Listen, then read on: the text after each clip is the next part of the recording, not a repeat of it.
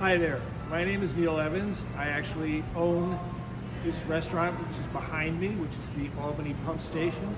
The full name is the C.H. Evans Brewing Company at the Albany Pump Station because we are a full-service restaurant and we are a brewery.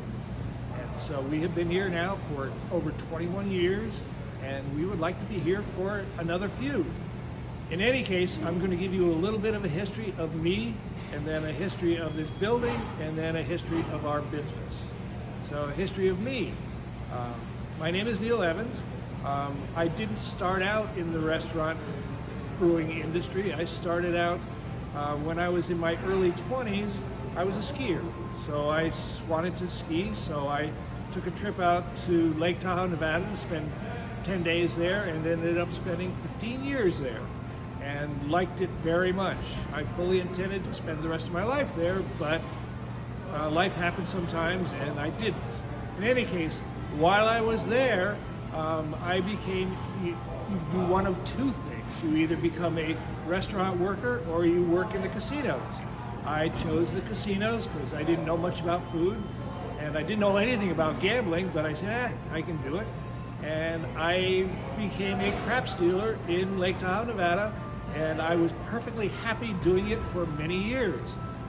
In 1983, my company, which was Harrah's, which was the most progressive casino operator in the world, wanted to open a casino in Atlantic City.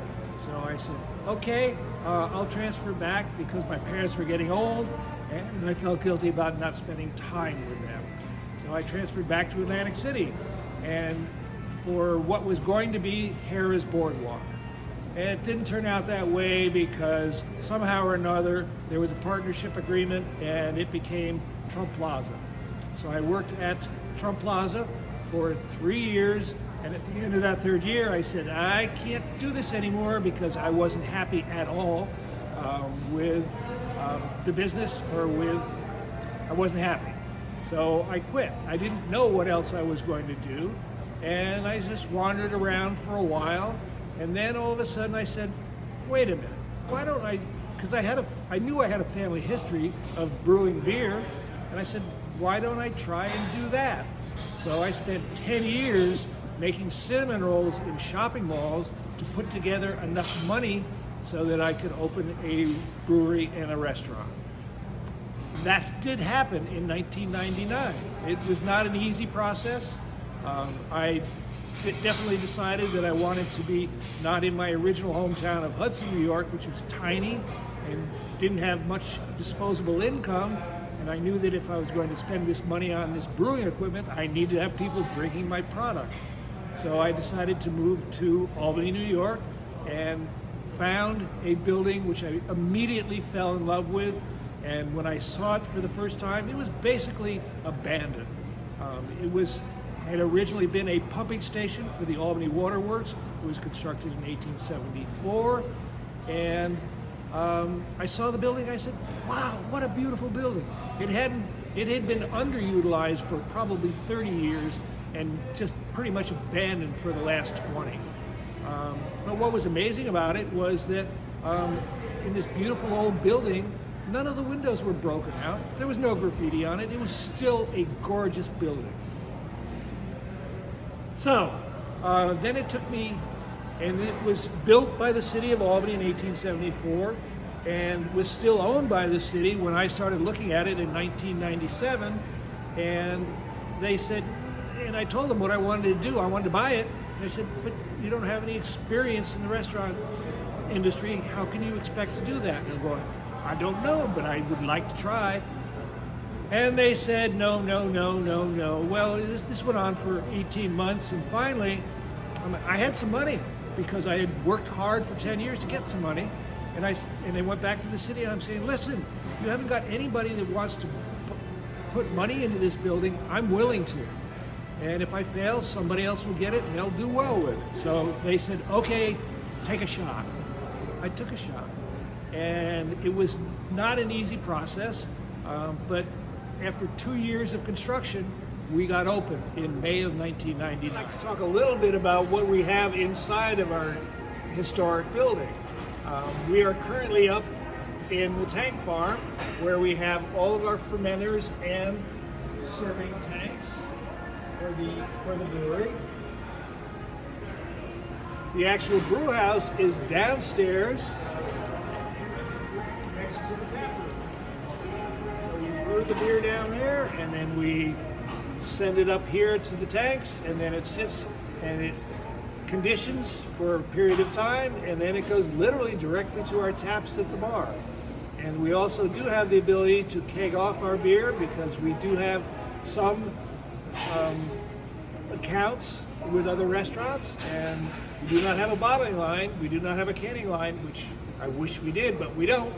So we can't do that, but we do sell beer to the public. Now, in our brewery here, our brewery was opened when we opened the restaurant.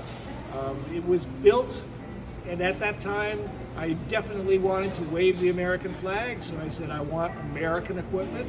And we found a company in Tampa, Florida that was making brewing equipment, and we purchased their equipment. It was $260,000, which I didn't really have, but we borrowed and borrowed and borrowed, and we got the equipment in. And then we had to brew to make the money to pay for all of that equipment.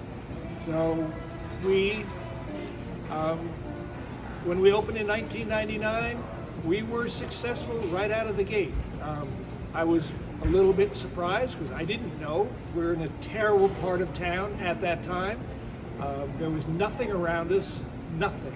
There were no businesses, there was no residents, there was nothing. We were just in a sort of a warehouse district, but I loved the building.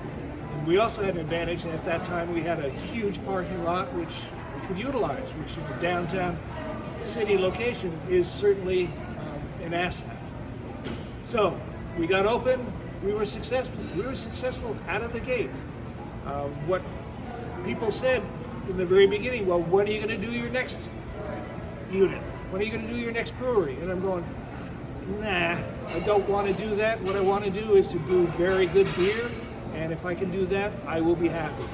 Prior to this, I had been a very passionate home brewer, and I was serious about home brewing. In my original business plan, I was going to do 50% of my time in the brewery and 50% of my time in the restaurant.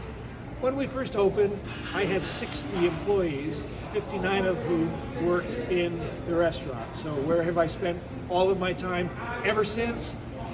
It's in the restaurant. It's not what I wanted, it's not what I envisioned, but it's what happened. So, but I still love beer, and I'm passionate about beer, and my family was passionate about beer for well over 100 years prior to me. So why not continue on? So that's what I did. Stop. I'm Neil Evans, and I'm back. We're now in the dining room of our restaurant brewery, and I'd like to talk a little bit about what I'm going to do with the money. Basically, what I'm going to do with the money that I hope to get from you is payroll. And we had, at our peak, we had like 60 employees. We're now down to 10, and we'd like to get back to where we were before. The only way we can do that is to continue paying the 10 people that we do have, and right now I'm not able to do that, so I need some money. So what is our impact on the community? When we first moved down here in 1999, we were in the middle of what was pretty much a wreck.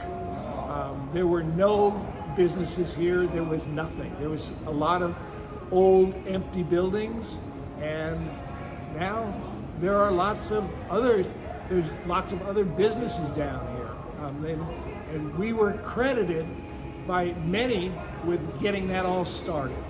And so we would like to continue that, anchoring the warehouse district in the city of Albany. And the only way we can do that is to stay open. And the only way we can stay open is to get some money so we can pay the people that we've got working here. And we want to pay them because they deserve it. They have rent to pay, they have mouths to feed, and we've enjoyed doing that for 21 years. We've been able to, for our employees, provide health insurance, provide a 401k. We've been able to do a lot. And now we're not able to do that. And we would like to get back to doing that. So I would like to show you around. This is our dining room. And when it's full, the energy in this room is dramatic. But when it's empty, it's sort of sad, which is what you see right now. So this is the way it is mid-pandemic. I mean, we're in the middle of January, and how many people have died in 2021 from COVID? 40,000, and that's pathetic. But it is what we've got, and we need to get past it. And the only way we're going to get past that is to stay open. So with your help, we can do that.